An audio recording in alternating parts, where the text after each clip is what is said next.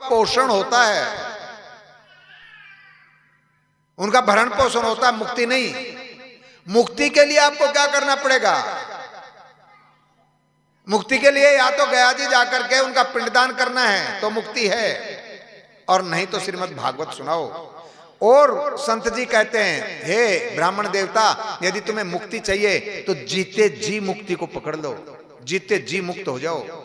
मरने के बाद में कोई मुक्त नहीं होता है, मरने के बाद में तो भोग भोगने होते हैं, आपको कोई मुक्त करने वाला है नहीं। जीते जी ऐसा कार्य करो, तुम जीते जी मुक्त हो जाओ, तुम परमात्मा को पा जाओ।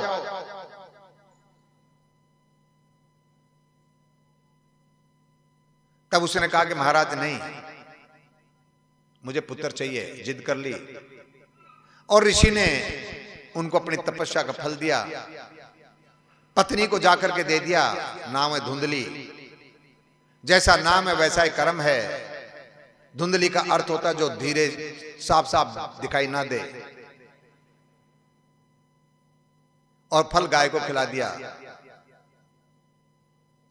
और एक प्रपंच करके बहन का बच्चा अपने घर में ले आई। आत्मदेव को बताया कि मेरा पुत्र है, बड़ी खुशी मनाई। 1 महीने के बाद में गाय ने भी आदमी के बच्चे को जन्म दिया, और दोनों बच्चों को पढ़ाया लिखाया। लेकिन बड़ा बेटा पढ़ने में रुचि नहीं रखता था, ऐब करता था, दारू पीने लगा, मांस खाने लगा, पशुओं की हिंसा करने लगा। पिताजी दुखी। पिताजी को छोटे बच्चे ने ज्ञान दिया, तपस्या करने चले गए।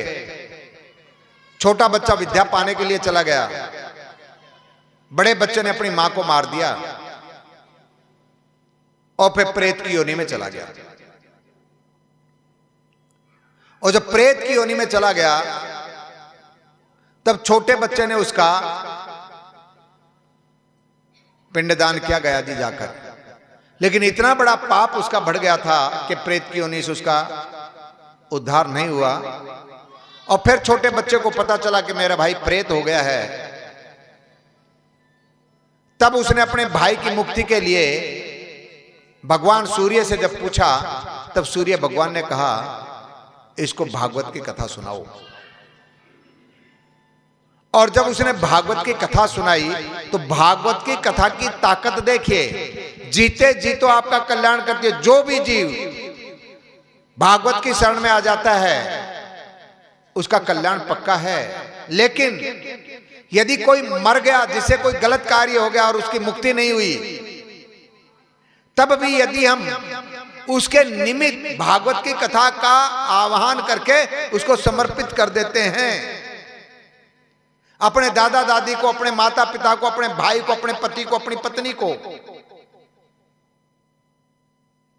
यदि उससे कोई दुष्कर्म हो गया या कुछ मौत ऐसी हैं जिनको पाने के बाद में आपकी मुक्ति नहीं है, आपको प्रेत की योनि मिलती है। ध्यानपूर्वक सुनना, ऐसा कर्म कभी नहीं करना। जहर खा के मर जाने वाले को मुक्ति नहीं है, प्रेत की योनि है। फांसी लगाने वाले को प्रेत की योनि है। आग में जल के मर जाने वाले को प्रेत की योनि है। एक्सीडेंट में मरने वाले को प्रेत की योनि है। पंखे से लटक जाने वाले को प्रेत की योनि है। पानी में डूब के मर जाने वाले को प्रेत की योनि है। क्योंकि ये शरीर भगवान का दिया हुआ, आपने इसको बर्बाद कर दिया। तो जो प्रेत योनि में चला गया उसकी मुक्ति, जो प्रेत में भी नहीं गया, पितरलोक में या किसी भी लोक में, उसकी मुक्ति के लिए भी आप भागवत की कथा सुना सकते हो। तब गोकर्ण जी महाराज ने अपने गांव में ये कथा सुनाई और निमित्त कर दी अपने भाई के। फिर वो प्रेत की योनि में इस कथा को सुनता है और बड़ी भूरी भूरी प्रशंसा है श्रीमद् भागवत महापुराण में। 7 दिन तक कथा सुनी बांस में बैठ करके। 7वें रोज बांस फट गया, और जब बांस फट गया तब उसमें से एक चतुर्भुज रूप लेकर के पैदा हुआ, प्रकट हुआ, आसमान से विमान आया और उसमें बैठ करके मुक्ति धाम को चला गया। ये भागवत की कथा का फल है। हमको अपने जीवन में अपने पितरों का तर्पण कर देना चाहिए। हमको कथा सुना देनी चाहिए अपने पितरों को। उनको निमित्त बना करके हम कथा उनको सुनाएं, आह्वान करें उनका। ये सूत जी महाराज कह रहे हैं